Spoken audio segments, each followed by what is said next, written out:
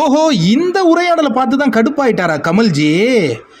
போன வாரம் பார்த்தீங்கன்னா, அக்கா பூர்ணிமா அழுதுகிட்டே இருந்தாங்க. அத பார்த்தாரு கமல்ஜி. ரொம்ப கண்ணியமா அவங்கள எந்த கேள்வியுமே கேட்கல. நம்ம கூட சொல்லியிருந்தோம், பூர்ணிமா விட்டுருங்கப்பா பாவம் அந்த பொண்ணு அழுதுகிட்டு இருக்குன்ட்டு. அத கரெக்ட்டா கேட்டுக்கிட்டார் கமல்ஜி. ஆனா இந்த முறை இத பார்த்தோன்னே கடுப்பாயிடுறாரு. நாமினேஷன் பத்தி பேசக்கூடாதுன்னு சொல்லியிருக்காங்க. ஆனா இவங்க நாமினேஷன் பத்தி பேசுறாங்களா என்னன்னா, யார் யார் நாமினேட் ஆவாங்க அப்படிங்கிறத பத்தி பேசுறாங்க.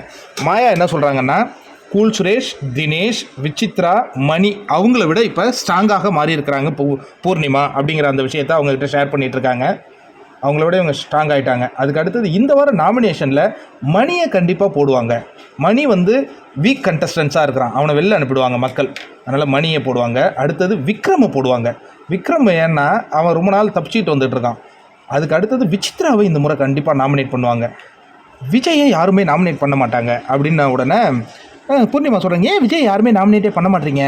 அவர் எல்லாரு கூடயும் ஃப்ரெண்ட்ஸாக இருக்காரா? சரி, அதுமாரி ஒன்றை கூட யாருமே நாமினேட் பண்ண மாட்டாங்க. ஐயே என்ன நாமினேட் பண்ணுவாங்கங்க, கண்டிப்பாக எனக்கு 2 ஓட்டு இருக்குது, விஜய் கூட போடலாம், 3வது ஓட்டு எனக்கு விழும் அப்படிங்கிற மாதிரி இவங்க பேசிக்கிட்டு இருக்கிற அந்த காட்சிகளை பார்த்துக்கிட்டு இருக்கோம்.